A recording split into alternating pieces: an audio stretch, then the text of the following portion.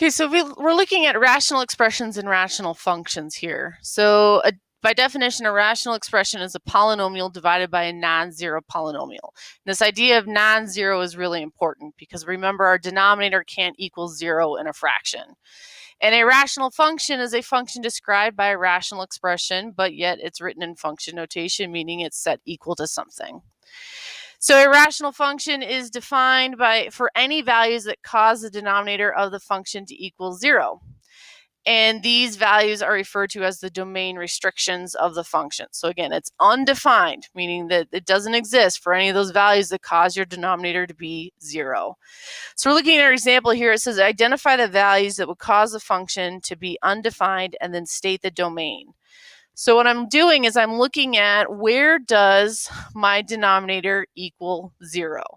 So if I just take my denominator, x squared minus 2x minus 15, and I set it equal to 0, this is going back to all the things that we did in the previous chapter with solving quadratics. Now remember, we're always looking, what's the easiest way to solve it? A lot of you like to use the quadratic formula. Don't forget that it's possible something will factor, and this in fact does. It factors into x minus 5 times x plus 3 equals 0.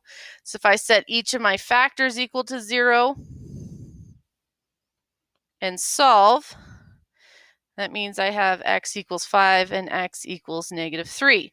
But remember, we don't want the denominator to equal 0, which means these are the values that cause it to equal 0. So I'm trying to say I don't want this to happen, which means that x cannot equal 5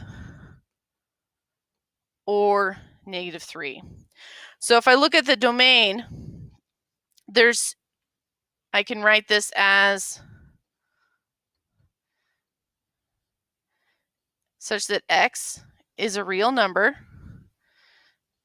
such that it is not equal to positive 5, not negative 5.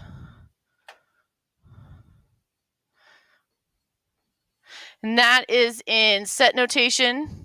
And then if I were to write it in terms of interval notation, again, I'm looking at the values from negative infinity up to negative 3, but not inclusively, unioning that with the values from negative 3 to 5.